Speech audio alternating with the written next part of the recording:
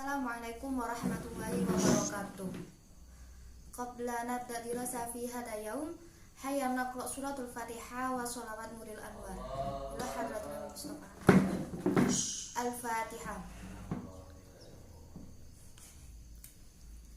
Bismillahirrahmanirrahim.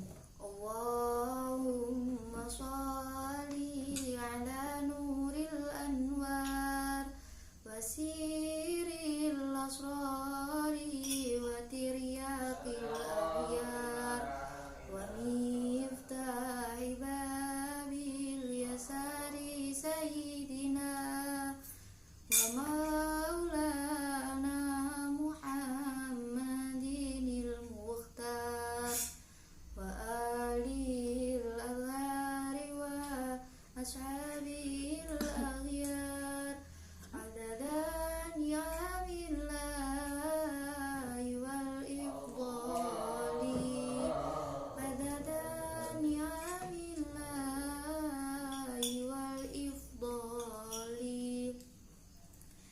Baik, perkenalkan kami dari kelompok 6 yang beranggotakan saya sendiri Ma'rufatul Azizah, juga dengan saudari Ojanila Yuntasari dan saudara Ahmad Fandi Gunawan.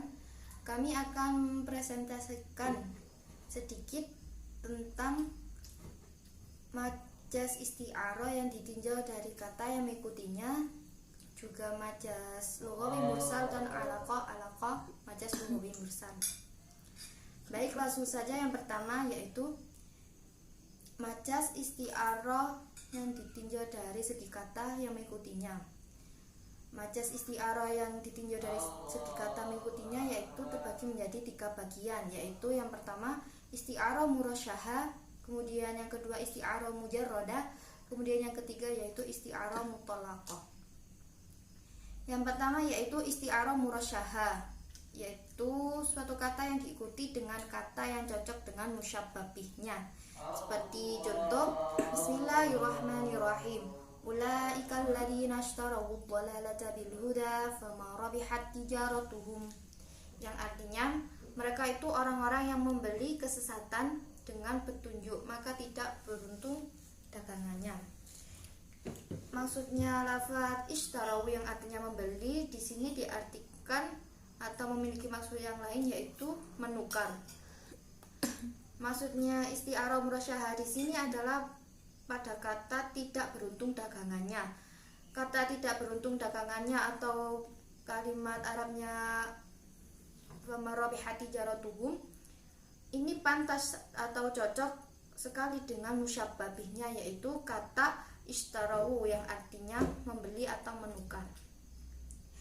Seperti contoh, seorang pedagang yang memiliki produk kualitas yang baik, kemudian ia menukarkan dengan kualitas yang lebih rendah dari kualitasnya, otomatis pedagang tersebut akan merasakan rugi.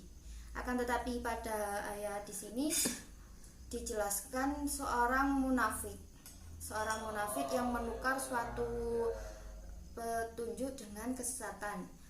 Seperti semisal contoh, ketika orang-orang munafik bertemu dengan orang yang beriman, mereka mengatakan bahwa aku telah beriman. Akan tetapi ketika orang munafik bertemu dan bersama dengan orang yang tidak beriman atau bertemu dengan setan, mereka mengatakan bahwa aku hanyalah mengolok-ngolok mereka, mayoritas mereka adalah orang-orang yang beriman. Kemudian yang kedua yaitu isti'arah mujarradah. Isti'arah mujarradah adalah suatu kata yang disertai kata yang cocok bagi musyabbahnya. Seperti contoh, fi baiti asadun yuslihul zarrajata, yang artinya di rumahku ada singa yang sedang memperbaiki sepedanya.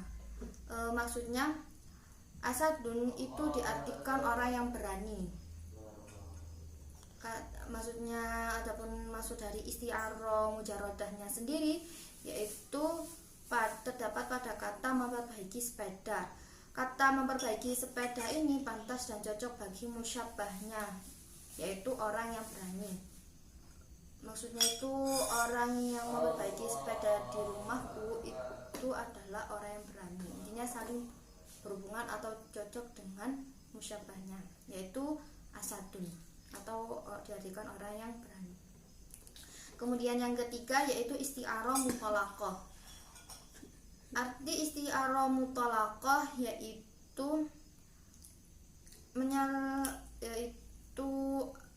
suatu kata yang tidak diikuti kata yang cocok dan pantas, baik bagi musyabbah bih atau musyabbahnya. Maksudnya itu kata yang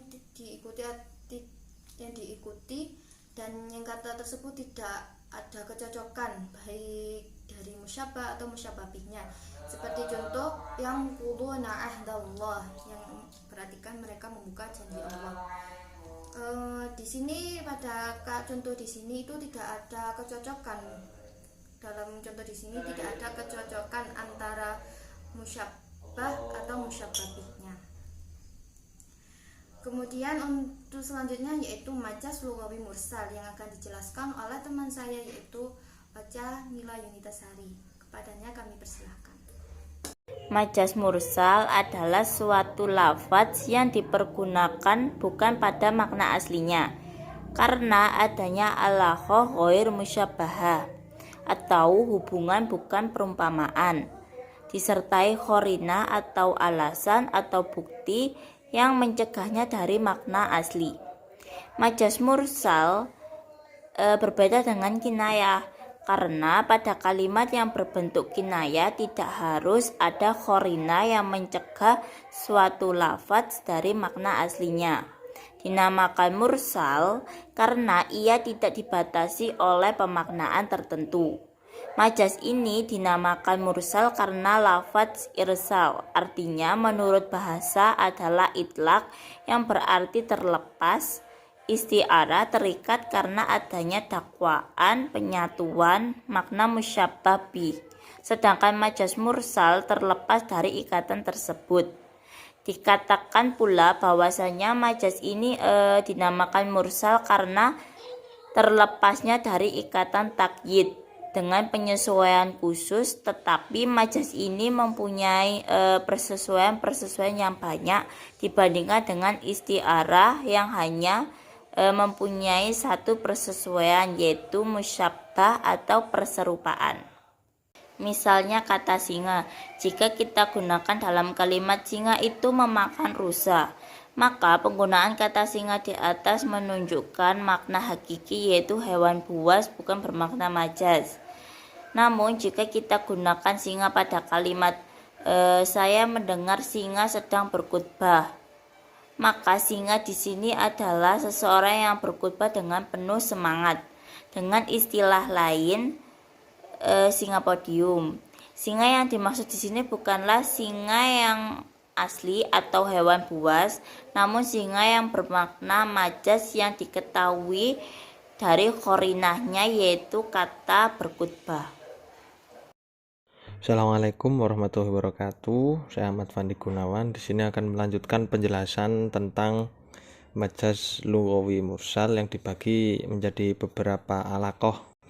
Beberapa alaqah tersebut adalah yang pertama adalah as-sababiyah yang menyebutkan sebab yang dimaksud adalah musabab atau akibat.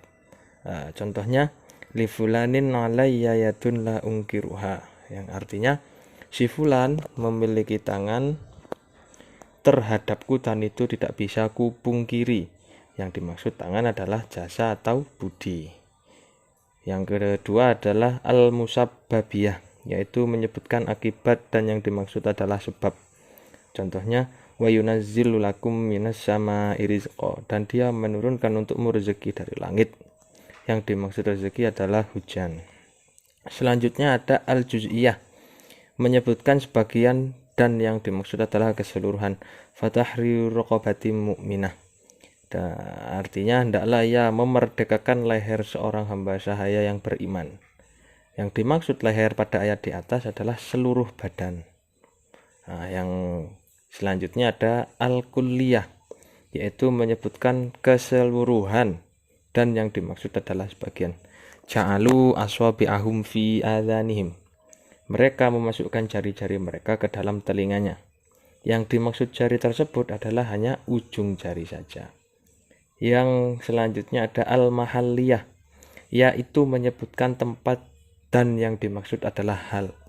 Was'alil qaryatal lati kunna fiha. Tanyakan kepada desa yang tadi kita datangi. Yang disebutkan desa dan yang dimaksud adalah penduduknya. Selanjutnya ada al-haliyah, yaitu menyebutkan hal dan yang dimaksud adalah tempat. Innal abrara lafi na'im. Sesungguhnya orang-orang yang berbakti itu benar-benar berada dalam kenikmatan. Yang dimaksud di sini adalah dengan kenikmatan, yang dimaksud dengan kenikmatan adalah surga. Selanjutnya ada iktibar makana, yaitu menyebutkan yang terjadi dan yang dimaksud adalah yang akan datang. Wa atul yatama amwalahum, dan berikanlah kepada anak-anak yatim harta mereka. Yang disebutkan anak yatim dan yang dimaksud ketika baligh. Selanjutnya dan yang terakhir adalah iktibar mayakunu, yaitu menyebutkan yang terjadi dan yang dimaksud adalah sesuatu yang sebelumnya. Wa takhala ma'ahus sijnu fatayan qala ahaduhuma inni arani a'syiru khamra.